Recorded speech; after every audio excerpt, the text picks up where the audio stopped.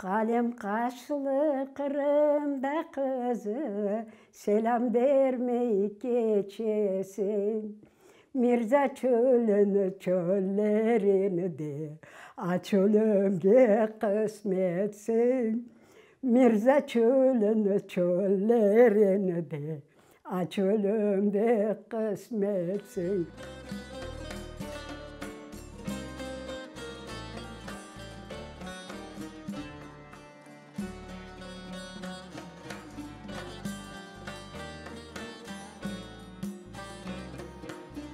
Эти теплые встречи с родными, долгие душевные разговоры за столом 84-летняя Фемия Алиева ждет с нетерпением. Женщине многое пришлось испытать и пережить, чтобы сегодня чувствовать гордость и радость. А главное счастье, что есть у нее дети, внуки и правнуки. Фемия Ханым родилась в 1939 году в селе Гавар Бахчисарайского района, где еще ребенком потеряла младшую сестру, а после разлучилась и с отцом, которого забрали в трудовую армию. 3 kız edik. Tatam Leniye 38 senesi, ben 39 senesi Femiye, küçükene kardeşçiğim var Remziye. O mına bu neden kapıdan çıkan koklaçı kolunda. Onu evet ben özüm görmedim, onu aytkan, görgenlerim aytkan nettim. Ketip otururken, köpeğimiz var, balaban köpeğimiz var edi, onu bileyim. Ütey, suға кетті. Су бек жоқ еді белбекте, жуылдап ақиды. О ақылымда жу ақиды. Битам, Мақұдыр көйінде битам отыр еді. Анам Мақұдырледі. Біз ғауырлы. Неден? Келеді битам, көпірчік бар еді. Неден? Белбек көпірчік.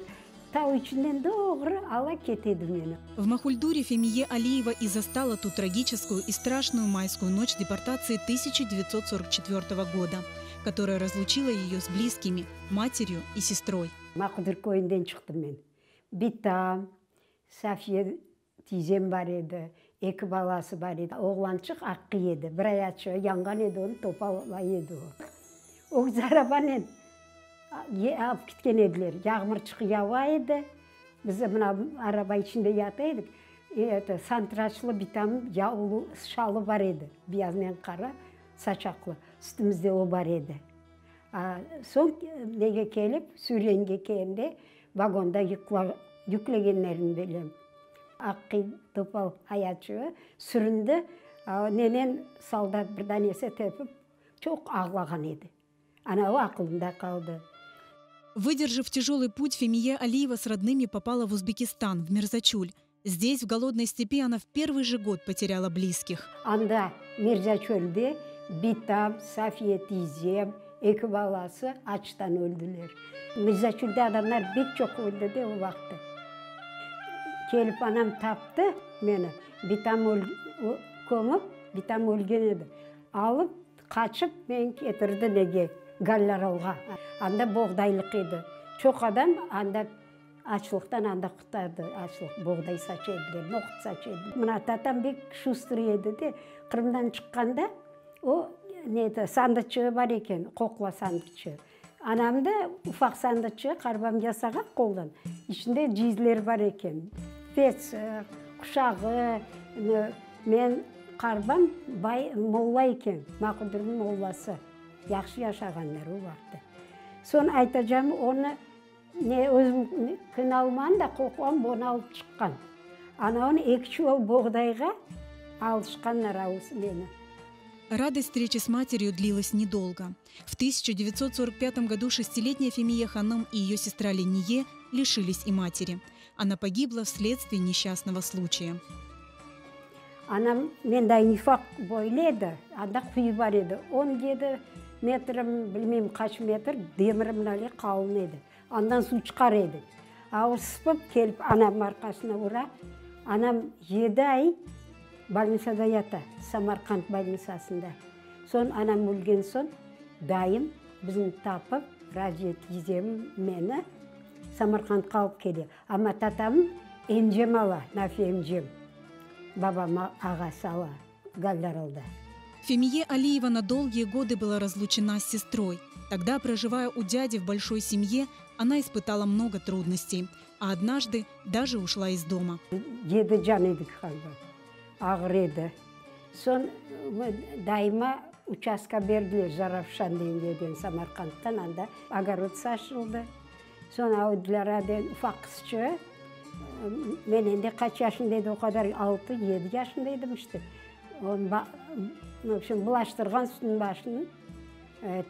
Men bakmadım onu. Çalışıydı dedim, огород bakıydı. Son men urgan edi. Yaxşı etip şişirdi, zaslujit ettim galiba. Bakmadım için. Ama Raziyet izem de şötüçlü fabrikada çalışıydı Samarkand'da. Çıktım kettim. Zarafşan'dan jayau Samarkand'a gitem. Bir daha ketem yolda. Endi Samarkand'a yakınlaşkanda bir eşek arabanın bir adam kele arttan уже karanlıklayın dep tura. O toxtadı, düştü. Bir bala yolda soradı, kayda gitesin? Tizeme gitem nege Samarkand'a. Kayda çalışa bilmeyim. Oturttu men eşek arabaga koyga alып ketti. Sabah getirip taşlar mı dedi. Şimdi kayda varacağım. Ağlıp başladım, evet üşüdüm, aç oldum. Alıp ketti koyga. Apayı yapıştım ağa. Özün anterinden, atlas anterinden antertikte ufak saçlıklar ordu. Vermeyeyim, cibermeyeyim dedi. Alıp gitti taşlayacak edi. Bizim kaparlar dese, yok men gitmeyeyim, anam yok, babam yok, men ağız koronda barmayayım dedim. Kaldım. Около 2 лет Фемия Ханым жила в таджикской семье, окончила 2 класса.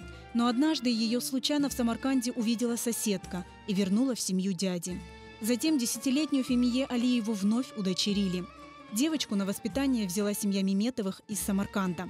В 1954 году они переехали в Янгиюль, где после долгой разлуки Фемия Ханым встретилась с сестрой. Çıktım, neden baksam, bir apay yanında körümcesi var edi, Safiye, eniştemin kardeşi. Duralar, kucağında bala. Son böyle baktı, neden dedi, tatam beni tanıdı. Tanıdı, yüreği yaramadı tatam, verdi. Son bana aytkanda, tanıysın tatam degende, evet tanımasın tatam. Bana Leyniye tatam deyince ben yerde cahilip kalkan edi.